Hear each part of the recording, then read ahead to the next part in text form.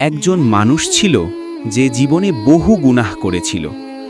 মানুষ তাকে ঘৃণা করত, কিন্তু তার নিজের অন্তরই ছিল তার সবচেয়ে বড় শত্রু, কারণ সে জানত সে ঠিক পথে নেই। একদিন হঠাৎ সে অসুস্থ হয়ে পড়ল, অবস্থার দ্রুত অবনতি হতে লাগল। ডাক্তার বলল সময় খুব কম। মরণের ছায়া ঘনিয়ে এলে তার হৃদয় কেঁপে উঠল। সে চোখ বন্ধ করে অশ্রুসিক্ত কণ্ঠে বলল, হে আল্লাহ, আমি সারা জীবন ভুল করেছি। আজ যদি আপনি আমাকে ক্ষমা করেন, তবে আপনার করুণাই হবে আমার একমাত্র আশ্রয়।